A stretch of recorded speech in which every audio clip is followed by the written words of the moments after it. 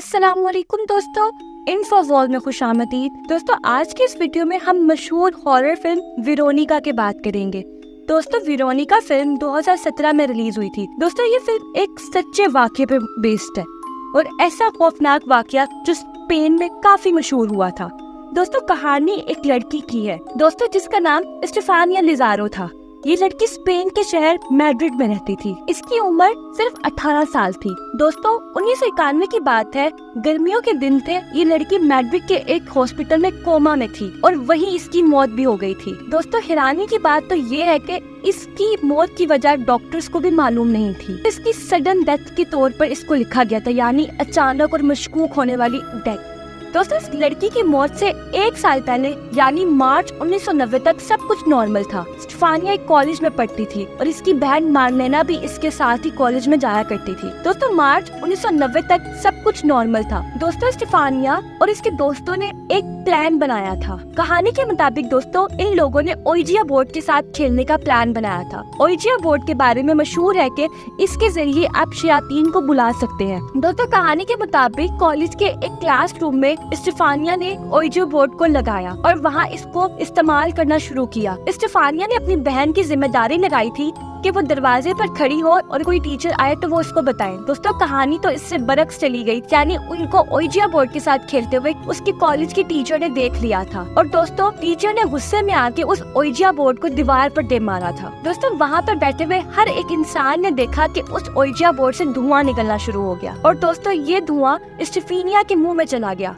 दोस्तों, ये सारी कहानी बाद में पुलिस रिपोर्ट पर भी लिखी गई थी और पुलिस से सब लोगों के बयान भी रिकॉर्ड किए थे। दोस्तों, धुएं वाली बात किसी को भी समझ नहीं आई थी, लेकिन दोस्तों, स्टेफानिया के मुंह में जब धुआं चला गया था, उसके बाद उसकी तबीयत अचानक खराब होने लग गई थी। दोस्तों, इस लड़की को नींद नहीं आती थी। अगर कभी ये सो जाती तो इसको बुरे सपने आते थे। दोस्तों, ये लड़की अपने ख्वाब में एक साया देखती थी और ये अपनी फैमिली को बताया करती थी कि उसको एक साया नजर आता है जो इसको अपनी तरफ बुला रहा होता है। दोस्तों, बात और बिगड़ गई। स्टेफानिया के घर वालों को महसूस होता था कि उसे घर में भी लोगों के अलावा कोई और रहता है और घर में भी एक साया चलता रहता है जो स्टेफानिया के पीछे पीछे ही होता है। दोस्तों, ये लड़की अपनी फैमिली को बताती थी कि उसको किसी और लोगों की आवाजें सुनाई देती है। दोस्तों, ये लड़की रोज बेहोश होना शुरू हो गई थी। इसके फ्रेंड सर्कल, कॉलेज सब खत्म हो चुका था। दोस्तों, जब ये लड़की होश में आती थी तो ये बताती थी कि ये ऐसी जगह है जहाँ पर सिर्फ धुआं धुआं एक धुन टाइप चीज होती है। दोस्तों, इस लड़की के बाप का नाम मैक्सिमो था।